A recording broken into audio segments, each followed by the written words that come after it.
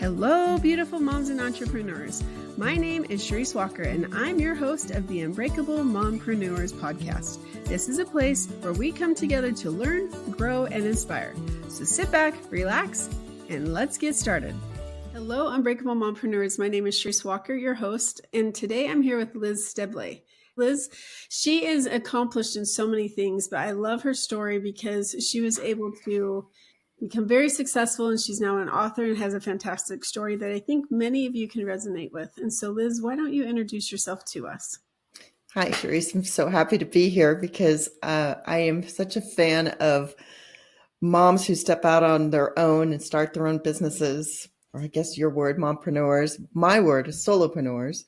And I started my solopreneur journey before the word was ever invented. I got laid off back in 2004.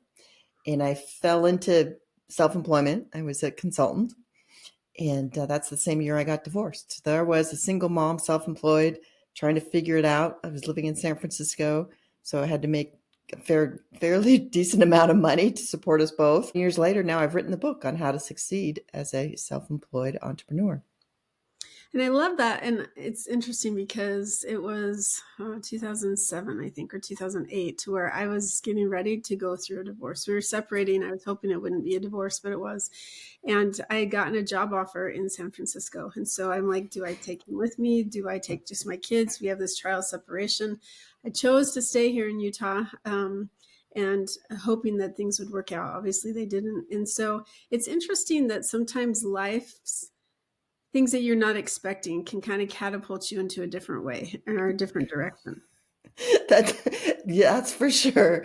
That being laid off, I was working at Levi Strauss at the time, and that layoff, I mean, without even thinking, the same day I got notice that I was going to be laid off, I called a former client that I had when I was in the prior job. I had worked for a global consulting firm, and I kept in touch with people. And I called him and I said, I just got laid off. Do you need any help? And he said, are you kidding? How soon can you get here? So I literally had my first client before I even had a laptop. This was not well planned. This wasn't planned at all. This was just me calling a colleague and saying, hey, do you need any help? Because I didn't know what else to do. And then that first year, though, I worked fewer hours, made more money, didn't have to deal with the big firm consulting BS, and had more quality time with my kid. And I said, well, I'm just going to do this. I'm not going back to a full-time job, or traditional job, I should say, because I was working full-time. And I never looked back. See, I think because I was opening up a college, so I think it was 70 hours a week. Like I brought my sister here. I called her and I'm like, hey, can you come? Because this is when kids run year-round school. And so she came for 2 weeks. That was in January. And she didn't leave until Thanksgiving.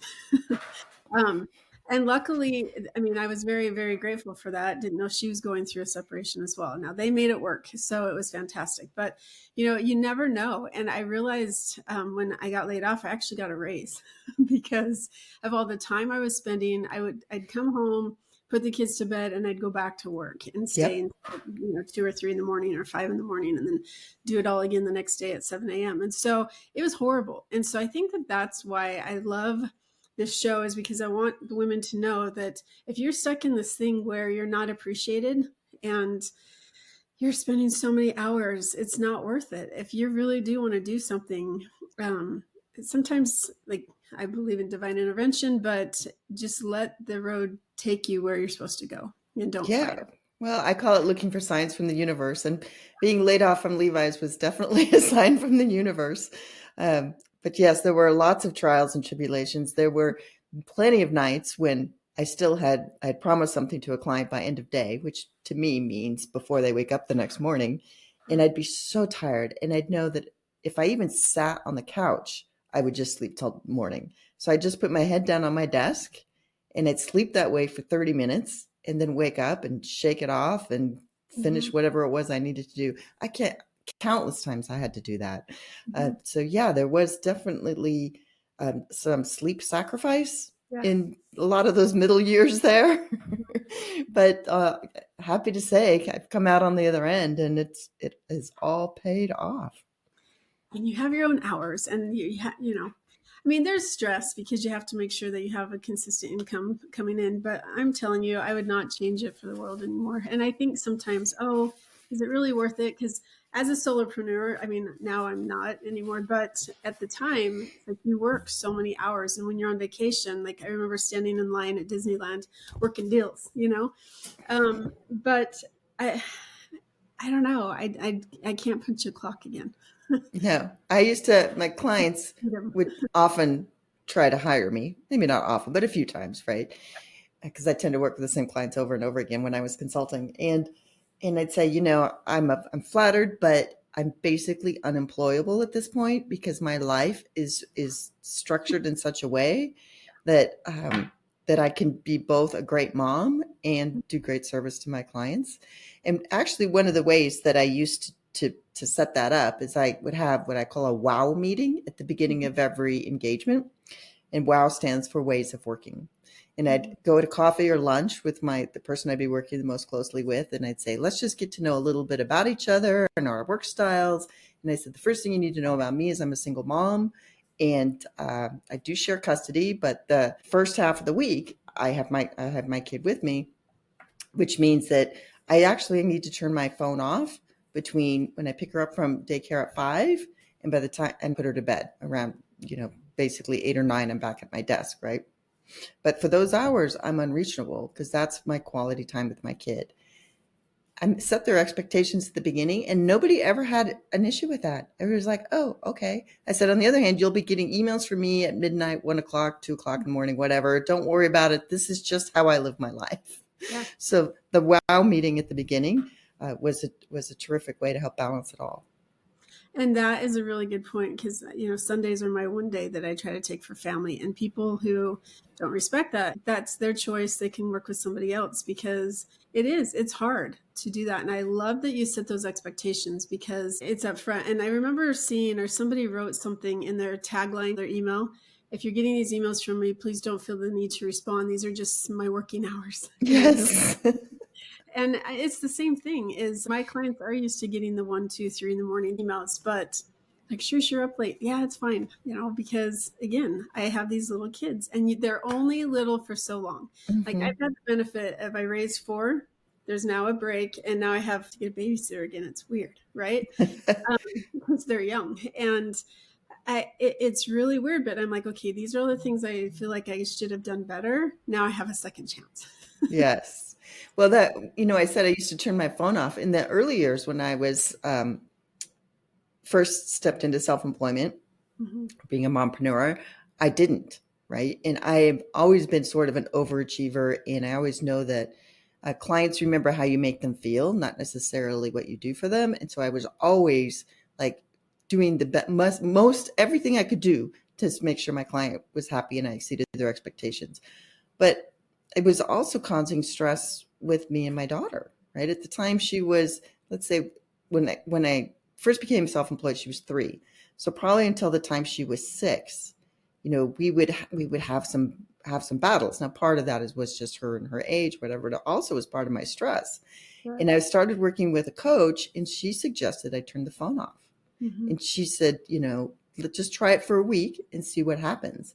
And even after just 1 week of turning my phone off from 5 to 9 and making that just time for my daughter, Kate, it was life-saving. She and I stopped arguing. She knew she had my undivided attention. Our relationship improved dramatically.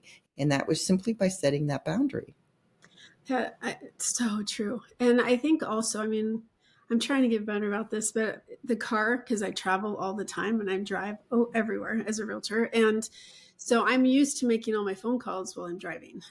So I go to pick up my kids while I'm still on the phone. And so my kids, I guess they're programmed now where they just be quiet, like they play together and they talk and stuff. And I look back one day and I'm like, hey, I've been on the phone this entire time. I haven't had a chance to talk with them at all. This is not okay. No, it's such a missed opportunity. The best conversations happen in the car. Yes. And so because of that, like, I don't know, this past couple years, because we moved and my daughter, she has a little bit of autism. And so change is hard. And she had a complete meltdown. So for about 1.5 years, like I almost stopped working. The amount of transactions I did would be embarrassing to even admit, but it was still, I still made a really good income, just not what I did the previous year.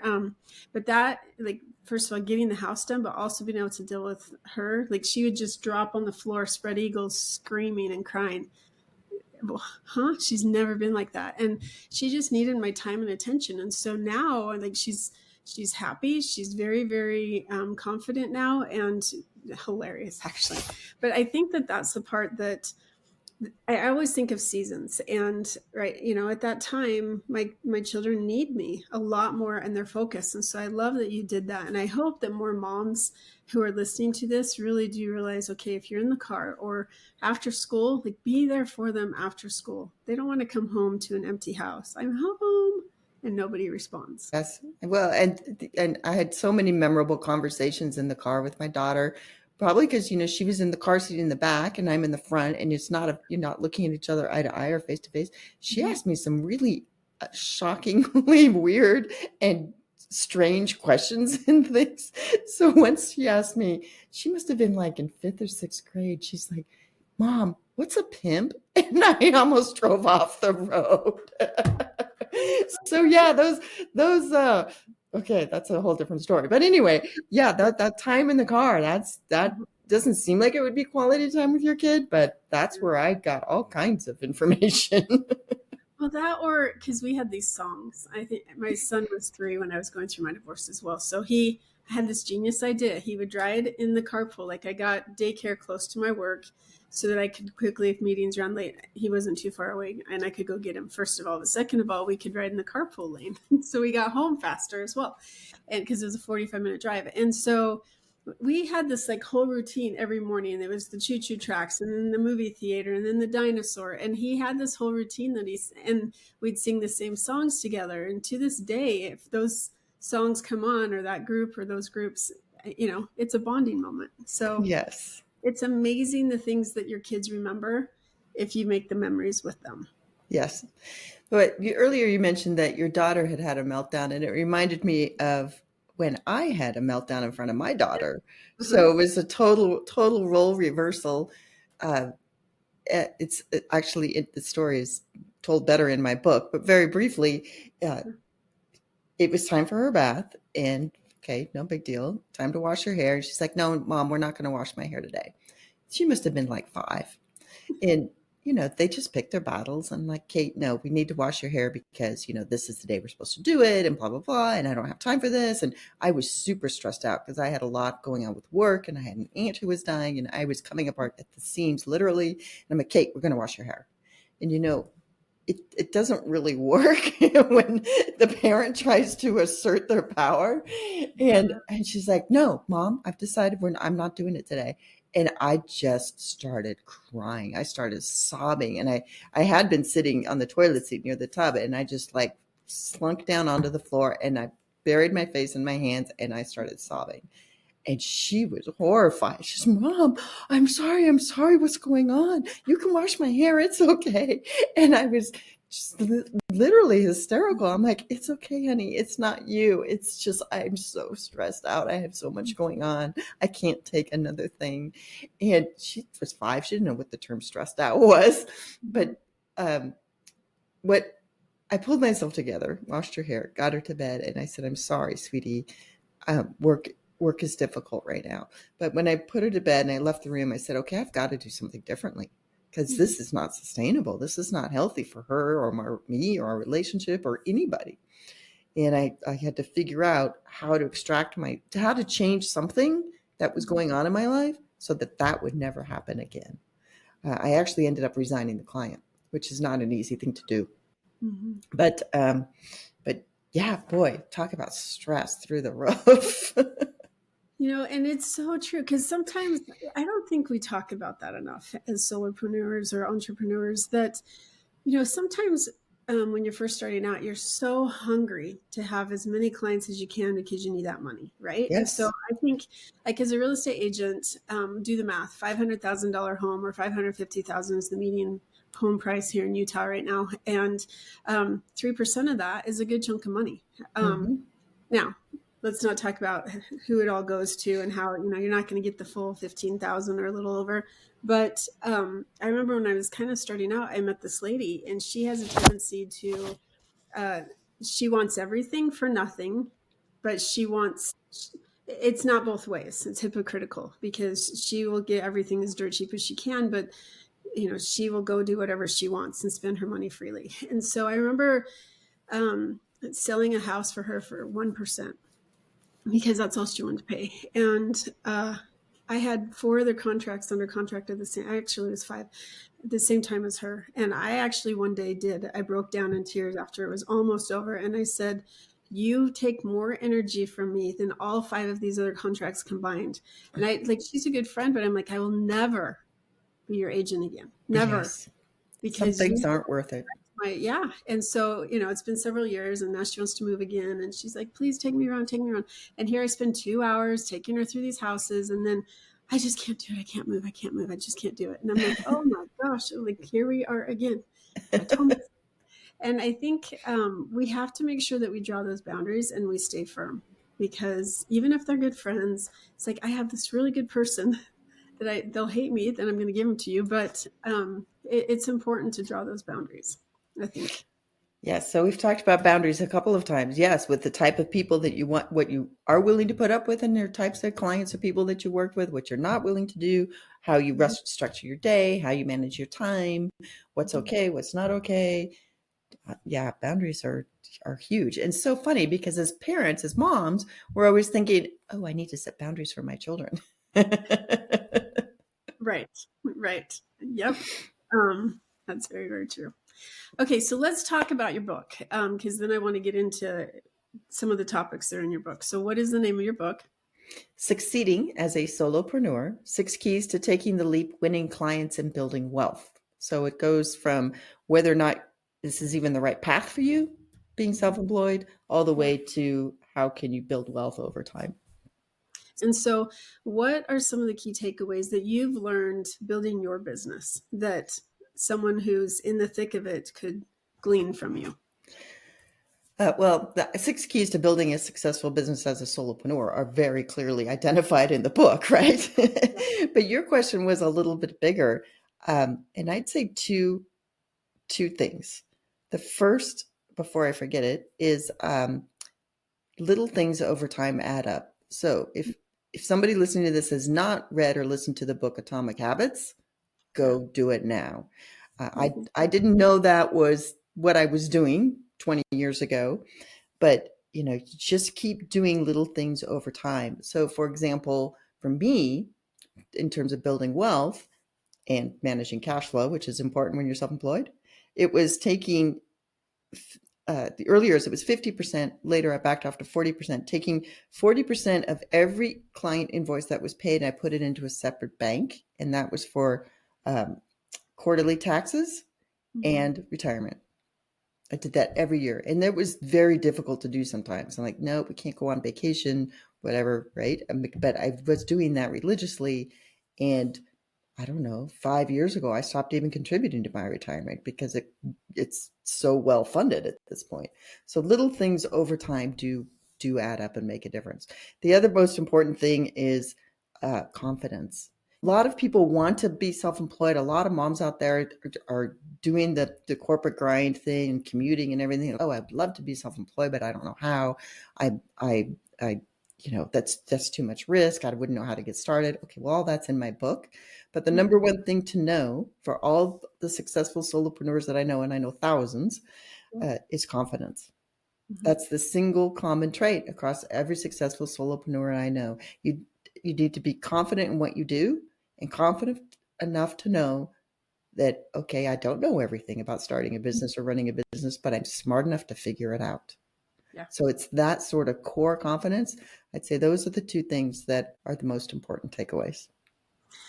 I so agree with you. And I think, obviously, because when I do this podcast, I go back through and I edit at least I try to make sure that I get the words that are automatically captioned that are wrong compared to what we say. So I basically watch the whole podcast before it's published again and then splice things together.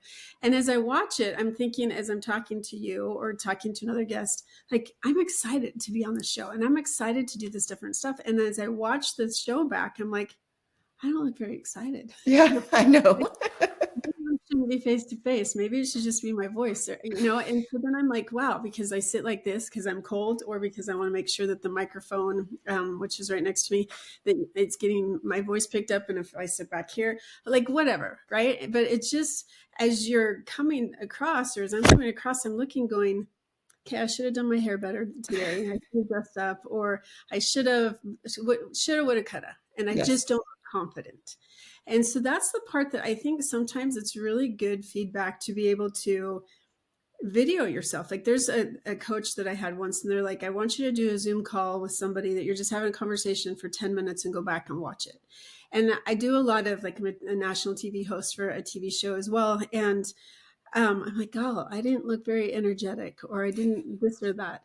And confidence is something that is just like, you have to actually be over the top, out of the norm, because that's what it looks like. And I remember, like, the beginning of the year, people are like, Charisse, what's the market like? Oh my gosh, I have 15 clients and I have one under contract. Like, And then I finally said, wait a sec, like, I'm going to stop saying that. I'm going to say it's fantastic.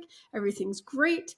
And when I did that, like 3 or 4 months ago, oh my gosh, like my business is booming and I'm enjoying the rewards of it right now. Your mental outlook makes a huge difference. It does. And I think confidence is it's not taught, and it is so vital, because if you walk into a car dealership, or if you walk into, I don't care, think of a salesperson, think of why you bought and then regretted it later, or why you didn't buy.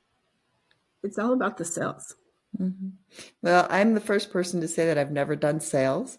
This is the number one, and the number one fear why people don't become self-employed is like, I don't know how to do sales.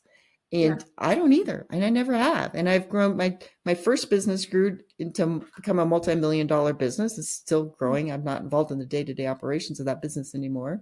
But to this day, I swear I've never done sales. What I am good at is relationships and remembering things about people and keeping in touch with people. And that's actually one of the 6 keys to success being a self-employed professional, is to constantly grow and nurture your network. And I give specific tips for how to do that in the book. So you don't need to know how to do sales and to be successful. Now, you might perceive it differently since you're in real estate sales, but it's still about relationships and trust. And I think that's really the essence of success. Well, I think persuasion is probably a better word, because you have to persuade people to want to have a conversation with you. And the way you're sitting, the way you appear, the way you approach yourself, the way you look. Like, I have 2 daughters, love dearly. They're both incredibly talented, but one, she smiles and the entire world like gravitates toward the other. She can also smile on the same thing, but I think she just doesn't have that confidence in herself. And a boss actually told her that once. You need to have more confidence. She's like, I am very confident. But I'm like, sweetie, it's how you're portraying yourself, how you're coming across. And so I think that is, you're right. I mean, all of it, like, you can debate it all day long, but we all sell ourselves on something, but it's the difference of how we do it. And relationships is actually 100% agree with you. I'm going to interrupt real quickly, because one of the best books that I have read, and this helped me be a better mom too, was by Daniel Pink, and it's called To Sell is Human. It's not really a book about selling. It's a book about persuasion. And I actually still have the book, and there's still a tab in there, because it talks about how to persuade your kid to do something when they don't want to do it. And I'm like, this is brilliant. But it also helped me in my career as well. Because you're right. It is all about persuasion. Yeah. No, I love that. Okay. So let's talk about some of the mistakes that we as entrepreneurs can make. When setting up a business, what are some of the common mistakes that you see people doing? Yeah, so most of the people that I coach and that I work with and that the book is directed to are self-employed professionals. So this could be realtors, financial planners, consultants, coaches, people who aren't selling products or widgets, right? The single biggest mistake I see those people make is they don't charge enough for their services. They undercharge. Now, some fields like real estate, financial planning, it's regulated, right? How much you can charge or how you can charge. But for consulting, coaching, so many of those people don't charge what they're worth. And actually, that's Number key 5 in my book is to be confident and charge what you're worth. And I give you specific examples of how to do that. How do you know what if you're charging enough? How to package your services? One other thing that I see people make along the same lines is a lot of people step out into being a consultant or a coach and they charge by the hour, which is fine when you're just starting out because you don't necessarily know how long it's going to take to do something. But the longer you're self-employed and you're charging by the hour, you're making less money because you're getting faster at whatever it is you do. So it's not taking as long. So if you're charging $300 an hour and it used to take you 20 hours and now it's taking you 15 hours, you're actually making less money. So that's when you need to go to a fixed price or a hybrid price. And I explain how to do that in my book. But I'd say that's one of the biggest mistakes. Well, and I think that people, you have to be careful too, because again, this is where the confidence comes. Because I've been in the business for a long time doing what I do, and I've spent hundreds of thousands of dollars perfecting, and I'm not joking, my craft. And so I had somebody, it was a repeat client, come to me a couple months ago, and I think I've talked about this on the show before, but he's like, well, we're only going to pay you 2%. And I said, no. He goes, because we're going to take 1%. I'm like, I'm sorry, are you licensed? And I said, but what I've learned, and people don't know, is let's start at 3%. And if I can sell your house in like 2 weeks or a month, okay, great. Let's talk about that. But I have one guy that he wanted, he is a repeat client. And I said, okay, let's start at 3%. And here we are 5 months later, because he's been in and out of contract because he doesn't want to, it's a long story. And I 100% support him. But it's been a fight. So I'm earning that commission, and you never know. If I would have started out 1%, I would be in the negative by now, right? So I think that cutting yourself short is a huge disaster for you in the future. Because you're not valuing yourself. They're thinking, and I always say this, and this is my one piece of advice. When people ask, if you're in something like me, in a profession where it is a commission-based, I just will look at them straight in the eye and say, if I can't negotiate my own salary, then how can I negotiate the best price for you? That's an excellent mantra for sure. And they're like, oh, wow, Charisse, okay, I don't have a comeback for that. And I said, exactly. Like, I know how to negotiate. And so let me do it for you. And if it doesn't work out, let's talk about that down the road. But I'm going to do everything I can. And I have not lost business. I haven't, because of that. So I love those things. Another thing that people don't realize is, especially if they're billing by the hour, clients are sort of trained to try to negotiate at least a little, right? So let's say that your rate is $225 an hour. And they'll say, well, that's really more than we were hoping to spend. Could you come down to 20 or 210? And you might think, oh, well, that's only, $15 an hour, whatever. Yeah. That sounds reasonable. You have to run the numbers out. What I mean by that is, if this is a 6-month contract and you're going to be working 40 hours a week, that could be $20,000. Are you willing to give up that much? That's what I mean by running. You have to do the math and estimate how long is this contract supposed to run? How many hours is it? If I'm giving up $10 an hour, what is that going to really mean in my pocket? And I've done this so many times with Fortune 500 companies. I'm like, okay, that's $20,000. To them, that's a rounding error, right? They're a $7 billion company. To me, that's a huge difference. Yeah. So that's another way to get confidence, to negotiate and say, you know what? No, sorry, I can't. Good. Well, and again, you're taking time away. You have all these other clients. I told you I had 15, right? And so they live an hour away from me. If I'm going to drive an hour away, I'm not going to. I have other people on my team now, but if I'm going to do that, now I'm taking away people that live maybe 10 minutes away from me who are willing to pay me full price. So why would I do that? It's not worth my time. It's not worth the miles and the wear and tear on the car, right? And so you have to think, for everything that you say yes to, you're saying no to something else. And this might be better for you in the long run. I 100% agree. There's other tips for pricing and getting what you're worth in my book too. But one of my favorites is to quote a range instead of just one price. Right. Because a lot of times you'll be in a client meeting, they'll say, so, okay, you sound like just the right person and, eager to get started, but, what's your rate?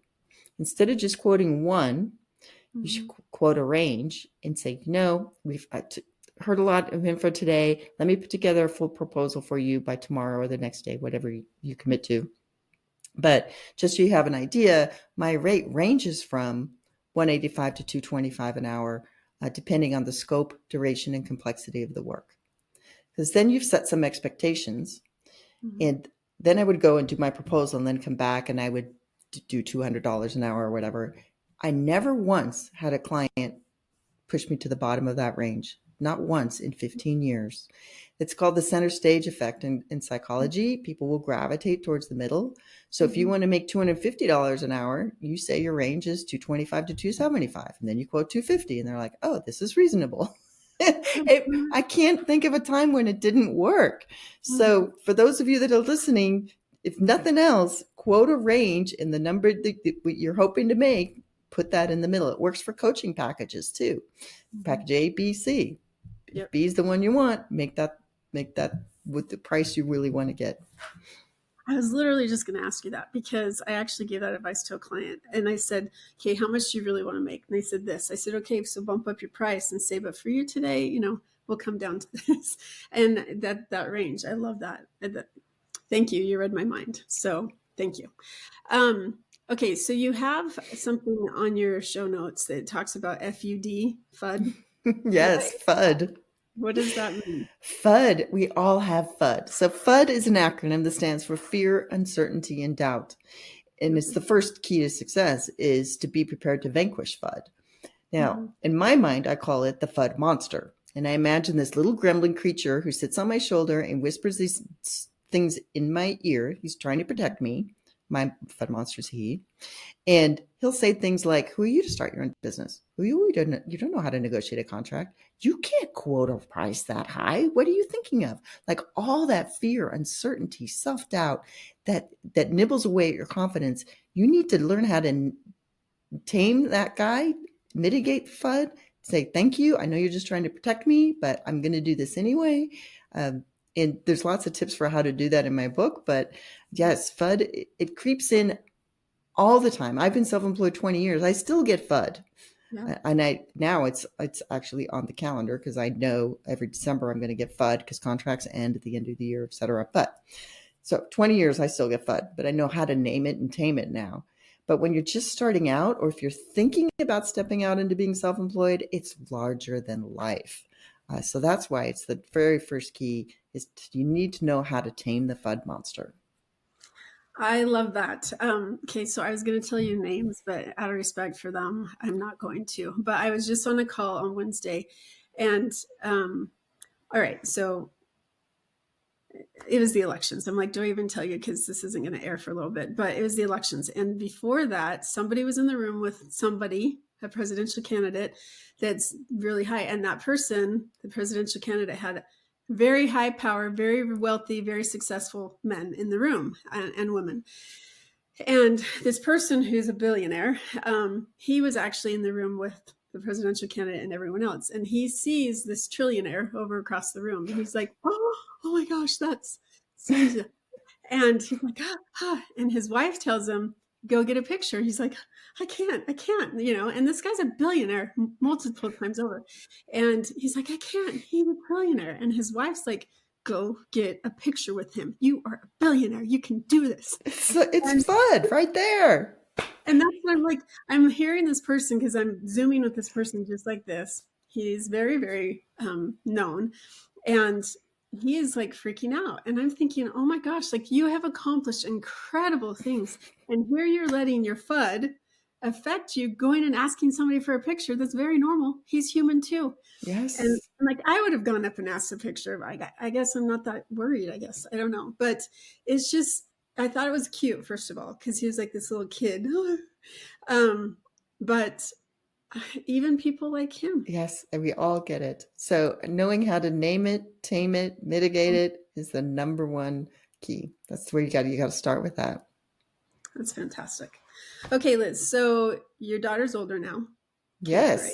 23, out of college already. Okay, so I want you to imagine yourself in your most comfortable place. Like, that place where when you're stressed out, you go to. And you're sitting on this park bench in that place. And this person that's 9 months pregnant, she comes up and sits next to you. First time mom. And you've seen the gamut, like you have adulting kids now, and you've been in that baby and all this time. Can you get talking? What is one piece of unsolicited advice that you would share with this soon-to-be new mom? It gets easier the older the children get.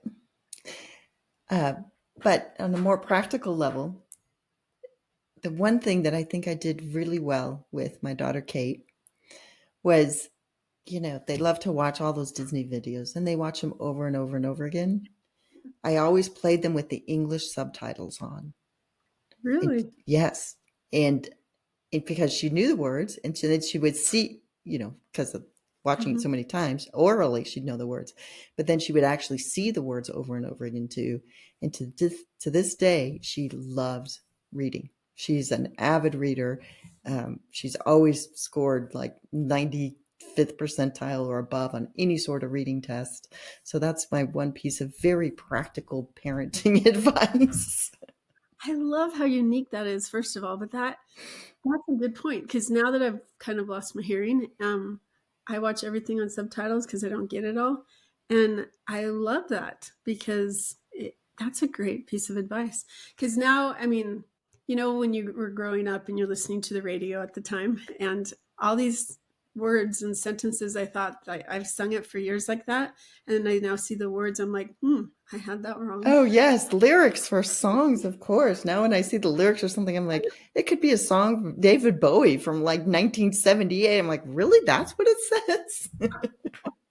Or you're like, wow, this is not a good song that my kids should be listening to. I love that. Thank you.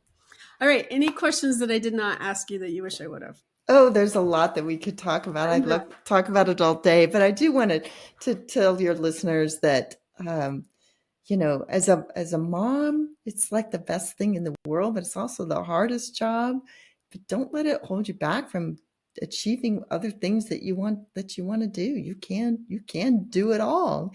You just need to be resourceful and maybe sacrifice a bunch of sleep. It's true. It's very true. You'll make up for it when you get older. I'm so tired at night now.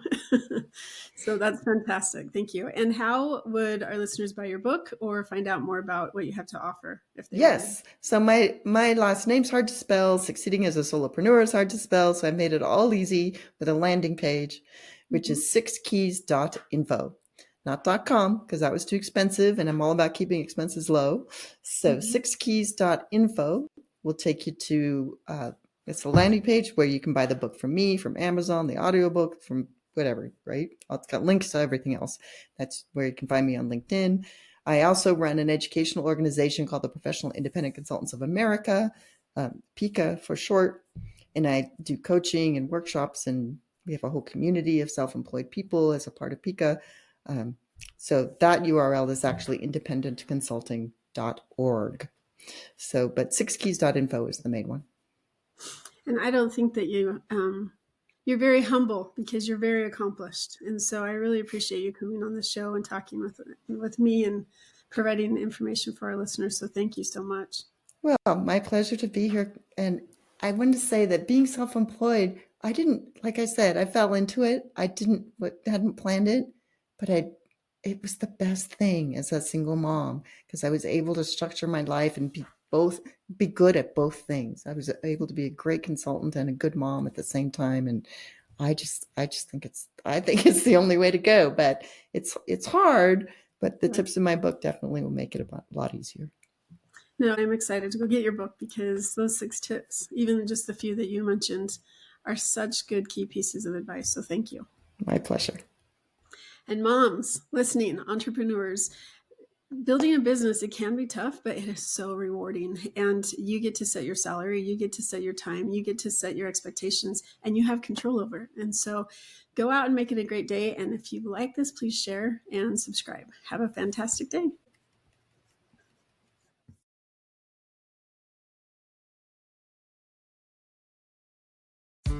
Beautiful moms, remember, you are unbreakable. Keep illuminating the world with your strength, pursuing your dreams, and reveling in the splendor of motherhood. This is Charisse Walker, bidding you farewell for now.